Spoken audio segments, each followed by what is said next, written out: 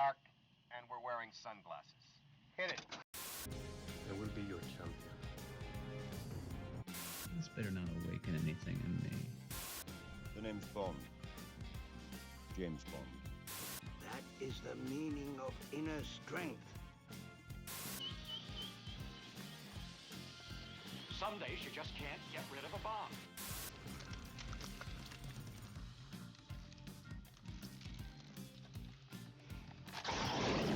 I'm responsible for my own happiness. I can't even be responsible for my own breakfast.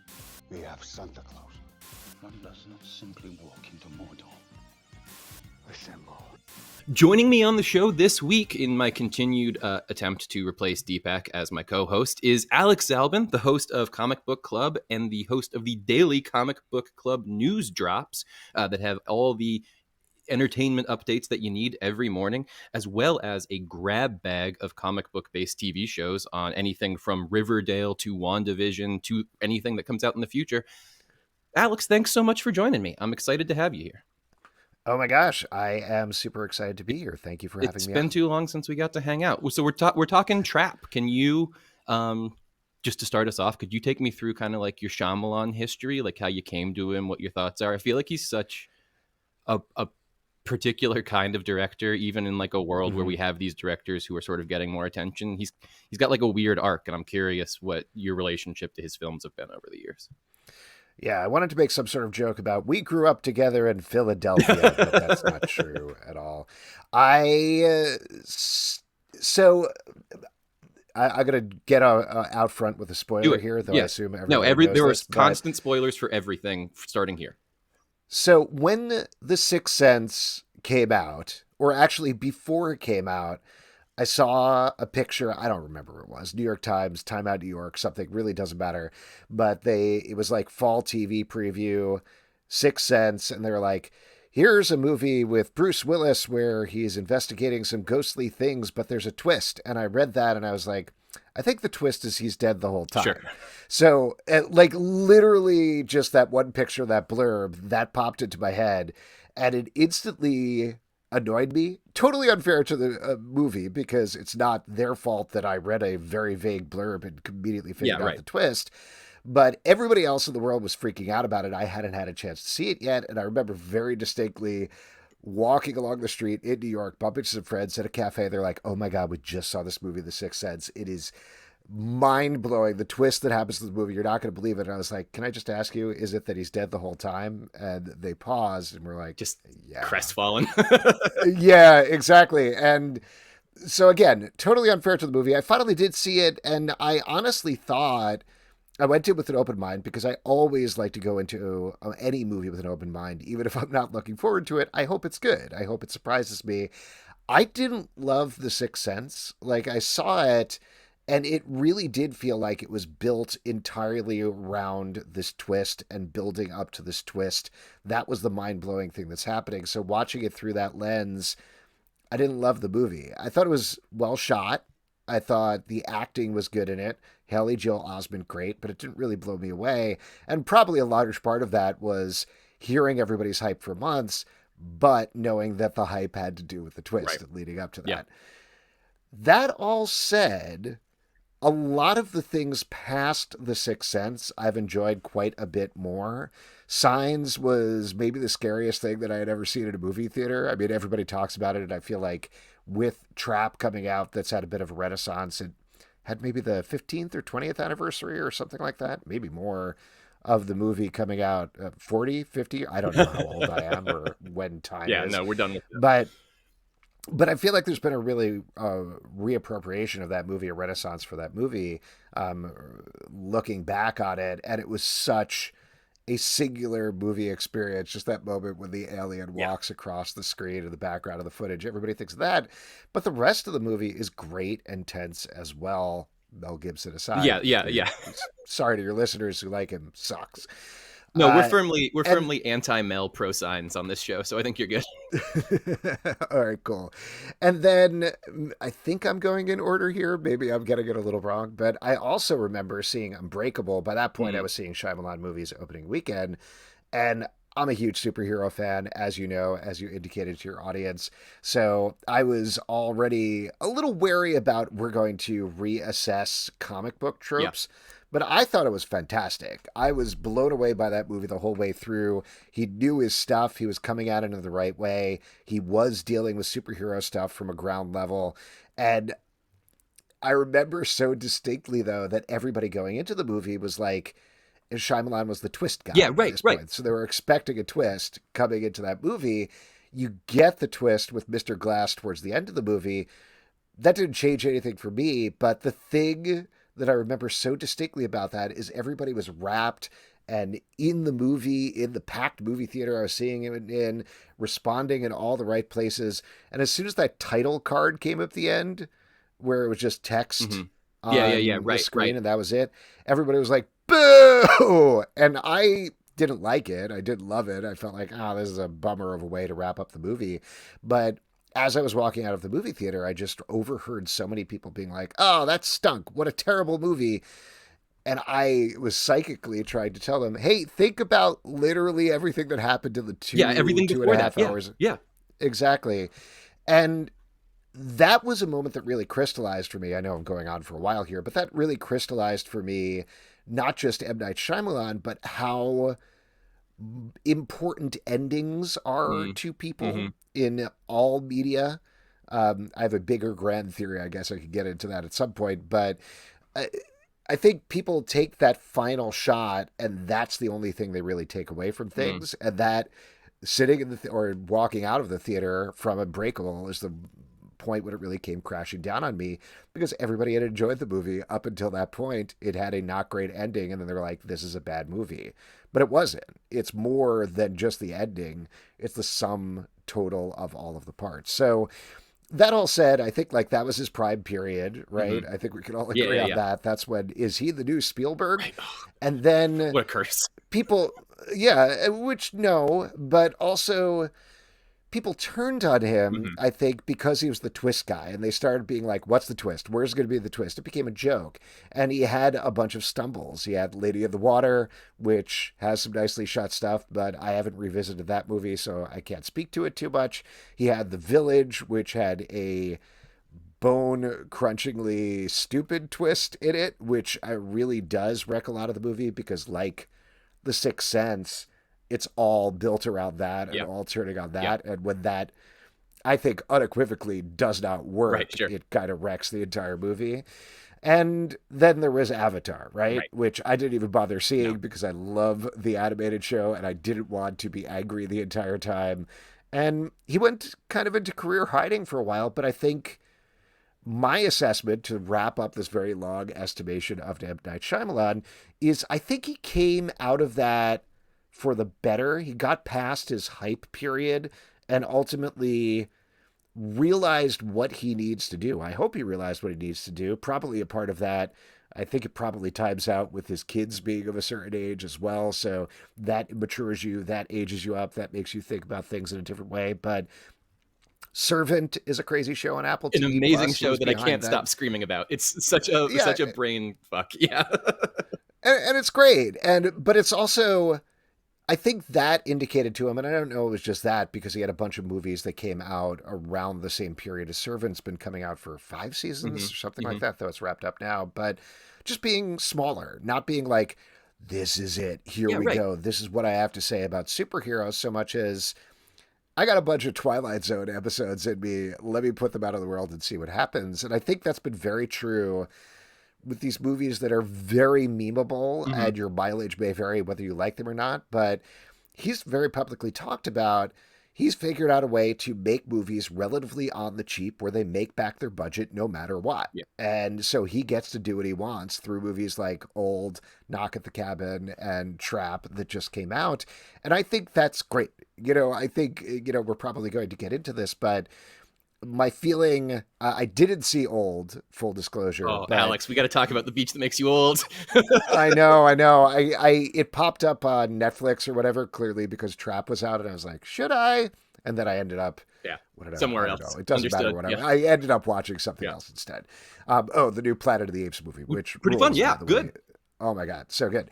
But Knock at the Cabin and Trap, I have very similar feelings about, where he has like a Twilight Zone episode worth of story in there, and then it goes on to a movie length.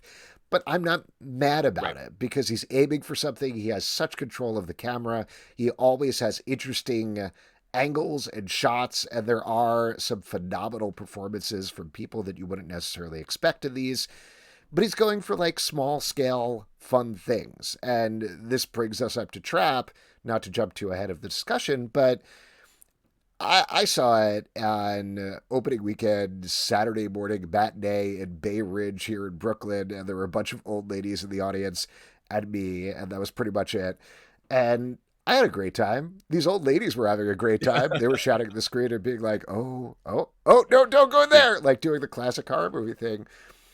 That's what he's going for, and I think that's good. That's better than... It's a very similar arc to what I think a lot of successful artists do, which is beginning of your career, you are doing things that are your statement pieces because maybe that's the only thing you're ever going to get to do. Right. So Sixth Sense, that's his ghost story. If he never gets to tell another ghost story, there it is. That's what he has to say about it. Unbreakable is his superhero story. If he never gets to do another superhero movie, there you go. But now he's realized he has a career. Right. It's decades long. He's able to just be like, what if there was a beach that made you old? Yeah, exactly. What if? Yeah. What if? It's a question we've all pondered it for years, and now he's answered it for us. Yeah. Well, no, it's good. First of all, Alex, let's be clear, just for the listeners, we kind of became friendly because I love listening to you talk nonstop. So please feel free to have as long answers as you would like.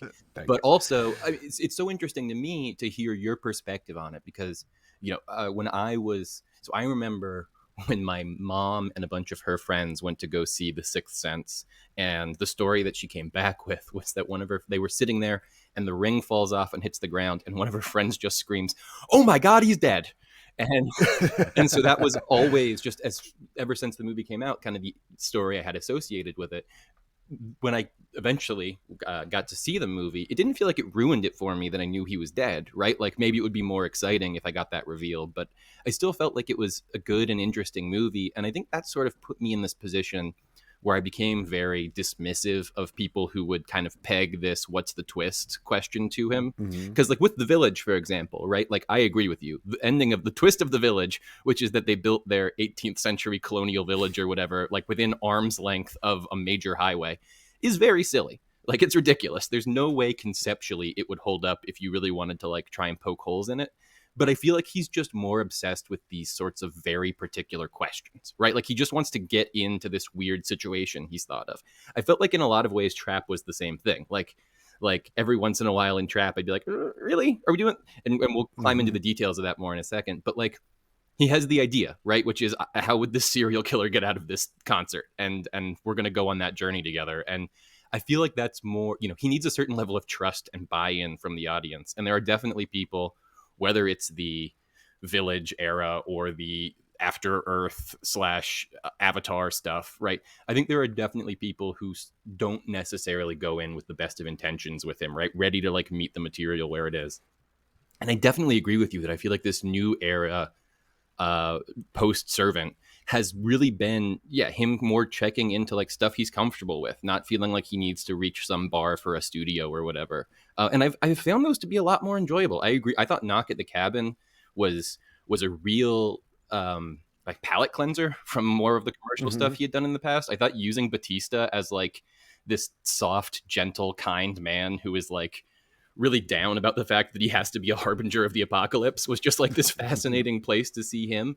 And then Trap. I mean, we'll talk about it. I really enjoyed Trap. Again, I thought the ending maybe was a little bit clunky, but I thought the ending in a lot of ways was part and parcel to what he was trying to say, right? Like it felt like a movie about his relationship with his daughter.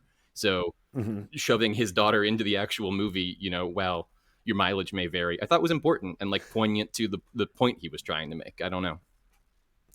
Yeah, I also really enjoyed Trap, in case that wasn't clear. I know I said I had fun at the theater, but it's definitely a specific tone. Something that I've seen as a criticism of it is everybody in the movie talks in this very arch way. They're very specific with the way that they're talking and pronouncing all of their syllables. Yeah.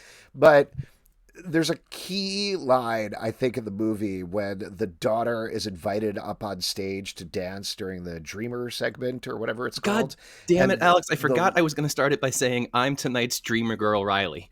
Ugh. That was so distracting to sorry me the about whole movie that I've never met Okay. anyone with my name, and all of a sudden Shyamalan saying my name on screen, and it's freaking me out. Anyway, go on. There's a key Yeah. line in the movie when the daughter goes on stage. No, it's fine. I was going to start this off with being like, Riley, I don't know if you know, but this whole podcast here, This is a trap. I forgot to do that. So we both forgot our this. bits. It's All right, fine. that's fine. Yeah, exactly.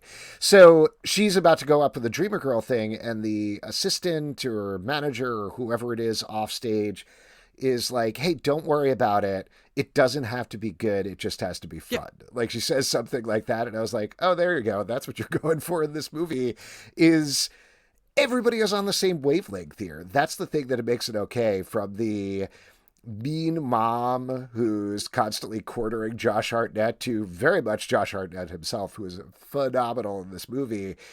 They're all over the top. It's all ridiculous. They know it's ridiculous to be like, how long can we extend this premise? And to the point that you're making earlier, they don't. At a certain point, it really... there's some great stuff and some really tense stuff that happens once they leave the concert. But as soon as they pull out of there, you lose the entire concept of the movie. Like you have, I remember very distinctly while I was watching it, as soon as the limo pulled out, I was like, okay, you have 5 minutes to wrap up this movie at this point. And it goes on for another 45, which again, the stuff like Lady Raven getting trapped in the bathroom and talking to her followers, great. Cool and smart. They definitely wrap all of the stuff. I thought the way they used Alison Pill, who is such a good actress as well, I thought was well done. When she just showed up as random wife, I felt like, oh, this is kind of a waste. And she gets a good emotional scene by the end. But yeah, I think you're right that he's talking about this question, and he's been very open about his idea was, what if you did Silence of the Lambs at a Taylor Swift concert? And that's what happens here. The problem, I think, comes... and I feel this for a lot of very visually talented directors, is he needs somebody else to come in on the script. Yes. Because he only, even when they're at the concert, he only finds a couple of different ways to iterate on Josh Hartnett's character trying to escape from the concert, trying to escape from the trap. And laudably, a lot of them are very logically and reasonably thought about, like, of course, he's not going to convince his daughter to roll under the stage. Yeah, but there was a second where I was like, how are you going to do this, Josh? You can't. This is absurd. And yeah, it's almost like addict brain, right? Where he comes to this conclusion of, well, this surely makes a lot of sense. And then he tries to pitch it to someone else. And they're like, what are you talking about? But I think there was possibly more there, and possibly more that if somebody else had taken another pass at it, or I don't know how he works. I don't know if he sits alone and never passes his scripts by anybody, but it does feel like the sort of thing where he wrote it. He could have then been like, great, here's the outline, toss it by another writer. They throw it back and forth, and you get a couple more iterations on how to keep it in that location. I might be misremembering this, but versus something like Michael Bay's Ambulance, I don't know if you've seen that one, where they actually keep it in the ambulance pretty much the entire time. And that's very impressive, but also Michael Bay did not write that script. He was directing it. And Michael Bay, I will defend as a wildly visually inventive director, even if he goes over the top, but like he knows how to shoot something so it's just an ambulance and make it work. But you need a writer to go in there and be like, okay, we're now 15 minutes into this ambulance movie. How do we keep making this interesting with this ambulance? No, exactly. I totally agree with you. I think that, I mean, the biggest knock against him is always, I think that he has trouble with dialogue, which is, I mean, again, isn't the most revolutionary thing in the world. I don't know if a lot of super talented visual directors are the best script writers in the world. It is the sort of thing that where you do wish you could be like, hey, could we just get like somebody else to take a pass, maybe check the words that are coming out of the people's mouths. But yeah, I always come back to these crazy big ideas that he sort of pitches. And I think the Twilight Zone comp, especially in this modern era, is a really good one. I just let's hone in on the trap of it all for a second. So like plot that isn't obvious from the trailers in 30 seconds or less. Guy is a serial killer who takes his daughter to a concert. The concert is a trap, as we all have seen in the trailers. The butcher chopping people up, and then which I thought that guy, I didn't recognize him from anything else, but I loved his energy just of everyone who was in the movie. Josh Hartnett. No, sorry, the guy who works the. What do you call it? Oh yeah, the guy who the t-shirt. Yeah, whose job is that he has guy. to explain the movie in like Great. 30 seconds, and he's just like, I'm gonna have all the energy and I'm just gonna pour it into this and we're gonna do it. Yeah, fantastic. Yeah, he was. But so there's like a weird nebulous semi-government agency who's in charge of bagging Hartnett, and over the course of the movie he realizes the only way out is through backstage with the performer Lady Raven. He eventually gets her to take Hartnett and his daughter out in their limo. They go back to the house. There's some Lady Raven, I guess, now knows Hartnett is the butcher. There's some scuttlebutt at the house where she tries to have him caught. Eventually he is caught, but then sort of gets away at the very, very end. Maybe we'll see. Which I thought was very Shyamalan. He can't just end it, right? He can't just be like, no, it's good. He got caught. I was, not to interrupt you, No, but I was stunned that James McAvoy didn't show up as Split or something like that. I thought that Haley Mills's character was going to work for the Glass bad guy agency. I'm so glad they didn't, by the way. I'm so yes. glad he didn't tie it in, but I was fully the entire movie expecting that. And just one quick note as well, maybe you're going to get to this, but Haley Mills as the FBI profiler was just god tier stunt casting. And for anybody listening, it was a very obvious joke, but as soon as she came out, I was like, this is great. Haley Mills of The Parent Trap trying to trap a parent in trap. It was perfect. It was amazing. Unimpeachable. It was so good. And yeah, no, that she's very good in it. But again, this is okay. Let's start with the ending, because I feel like people are always talking about his endings, right? So after the concert, they go back to the house. Lady Raven, played by the middle Shyamalan daughter, whose name I regret I don't know. But she sort of tries to tell the family, hey, this guy's a big time murderer. And then Hartnett and her sort of have some scuttlebutt. Like you said, she locks herself in the bathroom trying to alert police and all that. He sort of locks his family up. Eventually, I guess if you want, and I don't appreciate people coming to his movies this way, but I suppose if you want to say there is a twist at the end of this movie, it is that his wife has known that he is the butcher, and that his wife sort of originates this trap rather than it coming from the FBI. There's this sort of indication through the whole movie. So I've been replaying the Hitman video games, so this might have just been a me thing, but the first two acts, he has like an Agent 47 level precision, where he's just constantly reading everything. He's constantly taking all the details into account so that he can get out of this trap. Even like at one point, Lady Raven has an inhaler, and that never comes back up really, but it's just this sign that like he clocks everything constantly. It's all going into the bank because it might be useful later. And so the idea that he left this half-ripped ticket at one of his kill houses for the FBI to find is sort of not in line with how compulsive we've seen this character be. And I guess that's sort of the reveal, if you want to have a reveal, is that it wasn't actually him. He was sort of set up. But more than that, the family stuff is interesting, right? Because it's not like you say, as developed as maybe it could be, but I do feel like this is a movie about Shyamalan's relationship to his family and how his own sort of dark obsessions tore him away from his own kids. Constantly throughout the movie, Hartnett's running away so that he can try and figure a way to get out of the trap, and he's not just at the concert with his daughter. And there is this sort of part of your brain that goes, I feel like if you just chilled out, man, you might be able to get out of this. Like if you just sit and watch the performance and then at the end just walk out with your daughter like a normal human, this might be fine. But he can't, because it is an obsession. And it sort of felt to me, not coincidental that Shyamalan maybe feels like he missed part of his kids growing up because he had to be making these movies that eventually, he didn't find as fulfilling perhaps as those relationships. And having his oldest daughter direct some of Servant, I felt like is also some of the relevance there, and he's really become a family man director all of a sudden, which I think is interesting, especially with this movie about a dad and a daughter. Yeah, I mean, I think you're right on target there in terms of, I don't think M. Night Shyamalan has killed anybody, but in terms of him not being there for his family and splitting his life and having these two different brains going, one is the family life, one is this other thing. And I also do think, so I'm going to say something very rude here. Let's do it. M. Night Shyamalan, pretty famously not a great actor. Every time he shows up at Cameo, people are like, Here we oh go. my God, please stop. I actually thought he was okay in this, but perhaps he was only okay in comparison to his daughter, Yeah. who was terrible.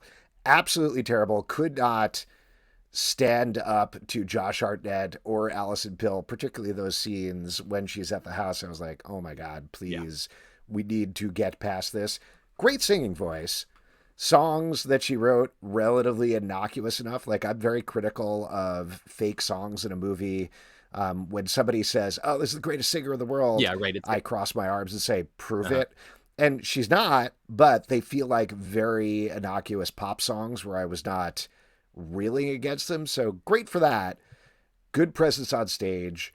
Once she got to the talking, not great, but I can't be too mad at it for the point that you're making, which is it's bring your daughter to work day, and he's spending time with his daughter, and that's nice. One point conversely to that I've seen brought up a couple of times online is she does escape unscathed, which is surprising. Like, it doesn't hurt her at any point, and that does feel a little bit like M. Night Shyamalan being like, oh, I'm not going to scuff up my daughter too much. Right. Versus what usually happens in these sort of movies. I expected some sort of like physical confrontation between the two of them, but instead she gets away in the crowd and then she leaves and the movie pivots to somebody else. It is a good point. I was thinking the only other recent time I feel like we've seen a big director's daughter on screen lately has been when Nolan's daughter got evaporated by an atom bomb a couple like last year. So yeah, she had a very different on-screen experience. But to your point, I thought the songs were pretty good. I've listened to the album maybe like once or twice. It's on Apple Music, and one of the things I liked about the music was it's not bang you over the head with it necessarily, but they all are, I mean, on theme with the film to some extent of, trying to get away with something, having dark secrets, things like that, which I thought was good.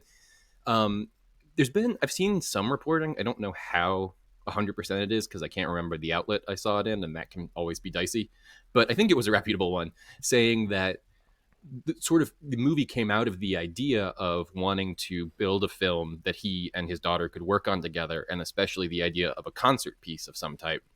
I feel like he seems like a guy who does work from really singular ideas, right? Like you were saying, like, can I just do my superhero movie, for example, and then builds it out from there. I don't know, like you said, it does seem like it would be more interesting if maybe it doesn't all hinge on the Lady Raven of it all. They're definitely, like you say, they leave in that limo and I'm like, all right, clock is ticking, and it becomes more important than I think it necessarily had to be. Do you think I'm trying to think of like other big endings of his, right? Like The Village is one I'll go back to again, where like the ending of it, they're near this highway, whatever. That I can kind of get past. The bigger idea to me that these people were so afraid of modern society that they felt like the right move was to bring themselves back in time and deny their kids like modern medicine or whatever because it would save them from the internet. That is an interesting idea to me that I feel like I can kind of kick around a couple days afterwards. I don't know if there was that big an idea in Trap, right? Other than maybe like the authorial voice of it, right? But I don't know if I feel like it's big because you can think about the Shyamalan of it. I don't know that there's anything really super meaty to grab onto in this one. And there doesn't have to be, but that was, I guess, one of the things I would take like a negative I had on it. Yeah, I think I took it as just a fun thriller at the movies, and that's kind of what they're going for. It's just he really is just trying to go for something, despite the scale of the arena, relatively small and fun and enjoyable. To the point that you're saying, even like Knock at the Cabin has these big trolley problem ideas going on in between everything else, and that's definitely him trying to tackle something that I don't know what you're feeling about, not to turn it to Knock at the Cabin, but that is a movie also that has all these ideas, has the setting, puts it out there, and is like, is it real? Is there actually going to be an apocalypse, or are these people crazy? And ultimately, it just gets closer and closer to that point where, like, you're going to have to make a decision, bud. And the decision itself is just not satisfying, because that's not why we're watching the movie. We're watching the movie for the tension of this essential question. And when it ultimately answers that question, it's like, all right, okay, that's fine. Yep. And that's where we sort of, again, hit that like hour point of the movie where past that point, it's just stuff happening to people. The thing that I wanted to mention on that point about the structure of the movie, at least in terms of the relationship, like we're talking about, it is between this father and daughter. That's the emotional relationship. That's where I think the real tension in the movie comes from. Like, you're certainly worried about Josh Hartnett killing somebody. You're also, because this is how we work when we're watching things, worried about him being captured at the same time, and like, oh, is he going to get out of this? We kind of want him to get out of this at the same time as we want him to go down for his crimes. But more than anything, we don't want him to break his daughter's heart. We don't want his daughter to find out that he's a murderer. Yes. Exactly. And the problem with the movie is that once they get past the concert, it immediately pivots to Lady Raven and Josh Hartnett, instead of Josh. I know we're not mentioning his character name. Yeah, no, I couldn't possibly tell you what his character was called to save my life. The Butcher? Yeah, the Butcher. Yeah, that's his name. Yeah. But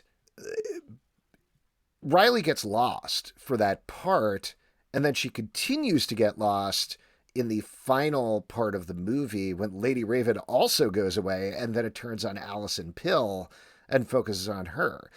The Alison Pill part, like I said, good. She's a great actress. I love seeing them work against each other. There is a lot of tension in that scene. I thought it was very well done and well shot and well played, even if you know exactly where it's going from the beginning. But he brings it back to Ryley at the end when she sees him being taken away by the police, which I thought was maybe the most unbelievable part of the movie, where the police are like, it's all right, let him plug his daughter. He definitely won't do anything nefarious. Yeah, crazy. But that's bringing it around to that central core of the movie, but you lose Ryley for most of the third act. And that's why, that almost more than anything is, I think, why it doesn't work as much, because ultimately it should probably be up to Ryley figuring it out, and Ryley turning the tables on him, and Ryley having to essentially final girl against her own father. I think that's the thing that would have made it much stronger. But instead, Shyamalan turns it to his actual daughter instead of his daughter stand-in. Yeah, and it is sort of the same. I wonder if it is similar to not seeing his daughter get too roughed up by Hartnett, right? The idea that if there's something too personal in this, it might feel weird having the daughter and Hartnett sort of square off. But I agree with you that that's where the dramatic tension is. And all through, the first 2/3 of the movie, as he's, flitting away to go case the joint, or he's trying to convince her that they should crawl under the stage, or, whatever really, really encouraging her to make these sort of wild decisions that may get them, both into legal trouble. Obviously not as bad as having chopped a bunch of people up and hidden their body parts on bridges or whatever, but he's not making rational decisions about his daughter's safety. And she calls him out on it multiple times throughout the film. And it does feel like that's the final catharsis you need. You don't even really get a sense of whether or not she knows what's happened at the end. She just sees her dad being taken away and in handcuffs and runs up to give him a hug. And that sort of takes us into the Haley Mills of it all, because there's this other thing while we're talking about parent-child relationships. There's this sort of thread that runs through that is first brought up by Lady Raven, that they have enough of a sense of who this guy is that they're like, oh, he's got some weird messed up mom issues, so we might be able to get into his head that way. There's like half a second where you think it might become paranormal at the end, and then it's very quickly revealed that it's not. I did think maybe some of the best, I need to look up what the daughter's name is so that I can stop. Salika. Some of the best Salika Shyamalan acting I thought might be in that car scene where she's like suddenly shifts into I'm a mom who's disappointed in you, Josh Hartnett mode. And then the garage door comes up and his children and his wife are standing there, and it becomes a real, now you're in another trap that you can't get out of. Did that Did you feel like we had enough information, I guess, about that aspect of it for it to work for you? It again, like on my plate, felt like something that just wasn't quite developed enough. Like I got the outlines of where we were going, but Well, so he keeps seeing either his mom or moms. yeah, I forgot of all his about that victims part throughout the movie, right? That people keep just Yeah. popping up. Well, but I think there is some sort of trauma with Yes, him definitely. that we don't know about and we don't explore. I thought the first couple of times that happened that he was picturing the mothers of his victims, and that was what it was all about. But I do think that's supposed to be his mother throughout the movie that he's makes picturing, sense. who haunts him. So it did work for me, and it worked for me in the broad sense of we've all watched enough FBI profiler shows and things where they're like, this trauma comes from this. Now we got this guy and we understand him, period. So it felt like shorthand to me. I did like, this is not an actual twist like Shyamalan twist, but twist of him not being fooled by her doing the mother voice in the car. I thought him being like, I know what you're doing. The way Josh Hartnett played it, though, is he knew what she was doing. He was not fooled by it, but by the end of that scene, it's getting him anyway. Yeah, he's still a and I little thought bit that was- compelled by it. Yeah. Yeah, and I thought that was great. Like the way they played the scene was great, and then the punch of, like you said, seeing the family and them all standing in front of the car and confronting him, I thought was really well done as well. So even in that section where I was like, I can't believe we're getting into another car and going to a second third location at this point. There's still tense, good moments throughout the movie. I definitely agree. Hartnett just on fire. It's one of those things where I'm like, it must, in my heart, I have to believe that he just doesn't want to work as much as he could, because if it's just that he's not getting cast, that's absurd, because he tears it up in this film. So this is, please check me on this, Yeah. because this is me just sort of scanning an article rather than reading it, but he was working for a while, and apparently he had, it was either one or multiple incidents of like a stalker coming and threatening him because he was so public and he was so accessible. And I believe that kind of scared him off, I could believe having it. a public personality for a bunch of years. So I don't know. I don't know Josh Hartnett, but my impression, again, from just sort of scanning this article was, oh, that's why he's been under the radar for a while, is he just doesn't want to be the level of superstar he was 20 years ago at this point.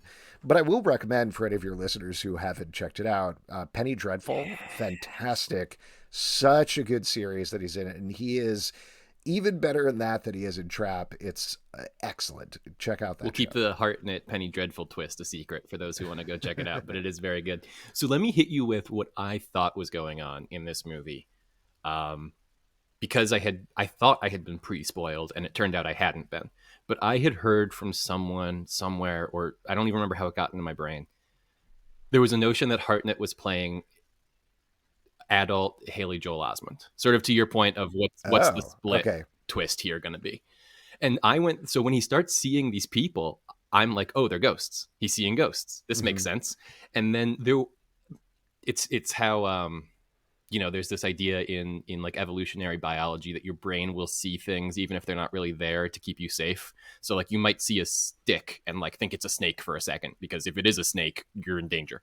I kept finding these little patterns that I could cling on to. Like at one point, our dude at the merchandise stand says, "Pay it forward."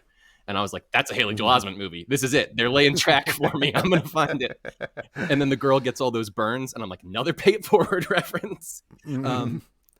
Really, up until the end, I was really locked into that. So when the FBI specialist shows up at the door in silhouette, doing the "I'm your mom who's going to bait you into getting trapped" bit, I genuinely thought we were doing Mom Ghost for a second.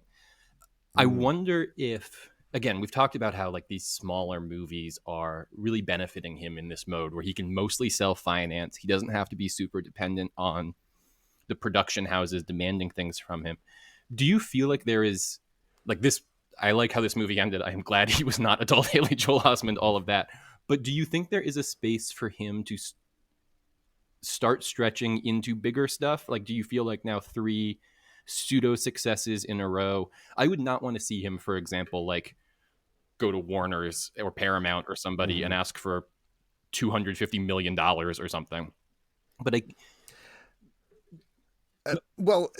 I don't know. I mean, I think he could go in either direction. I kind of hope he doesn't, because like we talked about, with smaller movies, there's smaller expectations. And I think that's why maybe not as much audiences, but definitely critics are responding, because they're like, great, he is aiming for a solid 50% and he's getting, 45 to 55. Maybe he's overshooting it or something like that. Awesome. That's great. If he's doing a $250 million movie, or he's doing a Marvel movie, that opens for a very different level of criticism. And I don't think he can hold up to that. If Trap was in the Marvel Cinematic Universe and Josh Hartnett was, I don't know, Doctor Doom or whatever, or something like that, it would probably be bad. And this is, it's all about framing. It's all about how you present it. I think what you're probably getting towards is, hey, if somebody was like, do you want to do Sixth Sense 2? We're going to give you $150 million to do that. Would he do it? Probably. I could see it happening if he had an idea for it. And I would not think it's out of the realm of possibility that he could jump up to that big budget level again. But the good news for that, I think, is when you do these sort of more economical things, you learn how to kind of not cut corners, but sort of like work around the corners and budget effectively and figure out cheaper ways of doing things. I was talking to a guy who works on a unnamed TV show the other day, and he was saying that there was an episode where the budgeters were like, gave them a budget, and he said, no, this is too much money. We don't need that $3.5 million. Take that back. And that ultimately puts you, I'm not a good money person, but like that gives you less risk, right? Like if you're spending $7 million for something instead of $10.5 million, the pressure isn't quite on in the same way. And if you don't need it, you don't need it. I think that's the same sort of thing that Ryan Reynolds has talked a lot about with the Deadpool movies, where I don't know how much Deadpool and Wolverine cost, and certainly each of those movies has cost exponentially more, but they've been very public about, we only ask for the amount of money we actually need to make the movie that we want to make, and not a penny more, because these things can balloon very easily. So that's a very long way of saying, I think, that like, I sort of hope M. Night Shyamalan just sticks to these low budget, fun thrillers for the rest of his career. I 100% could see him at some point being like, yeah, sure, I could use a little more money. I will do this $150 million The Village 2 or whatever. But I think whatever lessons he's learned on these will probably be carried forward to that. I think that's exactly right. Yeah, I think where my head is just that I have enjoyed the second coming of Shyamalan to some extent, massively. But I really feel like the Avatar, haters are still out there sort of just being like, he can't write dialogue, it's all clunky, doesn't make any sense. And I just want him to spin kick one into the stratosphere and like get a bunch of Oscars and stuff, just so that people can be like, no, he's good again, we like him. Because I just feel like he doesn't get the laudits that I feel like he deserves for just making fun movies, like just consistently pumping something out that I can go to the theater and have a fun time and then talk to my friends about. Well, I think he is getting that critically, and mind you, this is very much film Twitter focused in terms of people, how people talk about him online. But as much as Old was made fun of, I think people went to that and were like, this is very stupid, but I'm having a good time. And that really turned around that feeling there. Servant as well, like we were talking about, but film people don't always watch TV, let's be honest. But Knock at the Cabin was good, and people liked it, and it didn't crush in theaters or anything, but I think critically people realized, oh wait, visually he is a good director. These are interesting, these are fun, like we're talking about here on this podcast. They're low stakes. And leading into Trap, people were really turned off by the fact that there weren't critic screenings for it, because they wanted to see it. Like they were excited to be like, great, let's see what this crazy person does this time with his $20 million budget. That sounds fun. Because one thing that is very underrated about film critics that online they get pushback about on a lot is they love movies and they want to love movies. So most film critics do actually go into a movie being like, I want to like this. And they've certainly turned the corner, I think, on M. Night Shyamalan. So whatever he has next, he's not necessarily 3 for 3 at this point, but whatever he has next, I think people will be eagerly awaiting it. I agree. And you Alex, you've got to check out Old only because I do not know if the camera stops moving in that movie. And just what you're talking about enjoying his camera moves and stuff. There are some tricks he pulls where you'll go away from characters and then come back and they've gotten visibly older. And you're like, wait, did you just apply the makeup like while I was looking at those people? What happened here?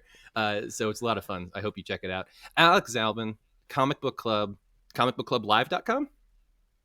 Yeah, probably. I think all so. The correct links are in the show notes, so you can check all that out. Is there anything just beyond the normal every week talking comic books and every day dropping news? Anything you want to let people know about? I don't think so. I think those are the two main things. Like you said, Comic Book Club News. That is a 3 to 5 minute comic book news podcast that I host and self-produce. It's very fun to do. It's a lot of work, but it does come out Monday through Friday, every single day in the feeds. And you can check me out online pretty much everywhere at A Zalben, even though social media is a mess. You and I riding Twitter until it dies. I've enjoyed having at least you and a couple other folks stick along with me. Alex, thanks so much again for being here. Thank you for having me on.